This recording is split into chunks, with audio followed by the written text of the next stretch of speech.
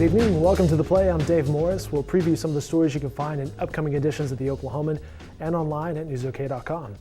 Temperatures across the state made it above the freezing mark. There was rejoicing across the land, and forecasters say those slightly warmer temperatures will stick around for the next several days. Highs will be in the 30s on Wednesday and the 40s on Thursday. There's a slight chance for rain Thursday night and into Friday. Oklahoma City Public Schools have announced they will reopen tomorrow. The December 5th storm was the state's second round of snow and ice. The first storm was on November 22nd. According to the state medical examiner's office, there have been 13 weather-related deaths since the first storm. The Oklahoman's Kyle Fredrickson will have a complete report in Wednesday's Oklahoman. And the storm have created a severe shortage for the Oklahoma Blood Institute.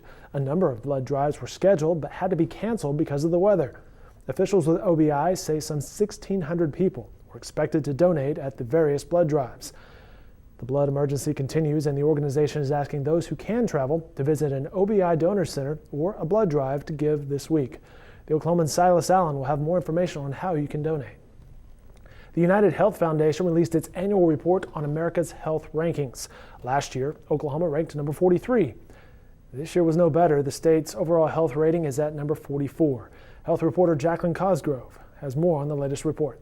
The United Health Foundation went back and re-ranked all the states because they added some different things in how they rank the states, basically. So, for example, they added the rate of overdose deaths, which Oklahoma doesn't do too well at. So that brought down our ranking from last year when they reevaluated it to number 46. So we went from number 46 to number 44. So we actually improved. But anyway, they just changed the methodology. Thank you, Jacqueline Cosgrove. The contents of abandoned safe deposit boxes will be up for auction next Wednesday morning. Various items such as coin collections, precious metals, and jewelry will go up for bid at 9 a.m. State Treasurer Ken Miller says the unclaimed property has been in the custody of the Treasurer's office for several years. Are required to hand those over to us after 5 years, I believe, is the amount of time that they hold on to it, and then they turn it over to us, and we hold it until we don't have any room left in our safe, which is where we are right now. And so we're auctioning this off to make room for things that will come in the future. We have everything from precious minerals, metals, you can see class rings, jewelry, things like signed baseballs, signed cards. And plenty of holiday gift ideas right there, huh? The Oklahoman's Randy Ellis will have more in tomorrow's newspaper.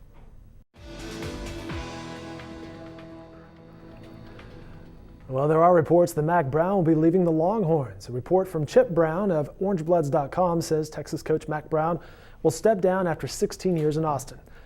But the Texas head coach and the university are denying reports. The Texas Board of Regents is scheduled to meet on Thursday. Mack Brown's been on the hot seat much of the season. There's been some chatter about his departure. The Oklahoman's Jenny Carlson spoke with us earlier this afternoon about the reports concerning Brown's future at Texas.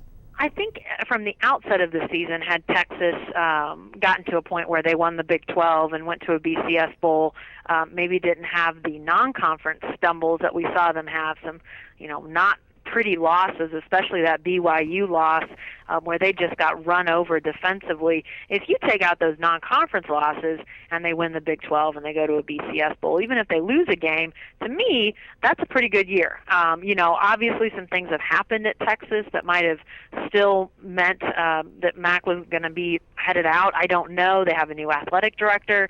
It sounds like the job status of their president might be a little bit up in the air. But, if they are a 11-1 Big 12 champion, if that's where they are at this point in the year, I can't imagine that he wouldn't keep his job. I mean, this was a team with a lot of returning players, a lot of returning talent that they felt like could equate into a great season, and had that come together, I have to think Mack's still the coach at Texas. Jenny Carlson will have more on Mack Brown and his legacy at Texas and his impact on the Big 12 in tomorrow's Oklahoman. Hey, the Thunder's in action tonight. They're taking on Atlanta. Our crew will have plenty of updates on newsok.com and, of course, updates in tomorrow's Oklahoman.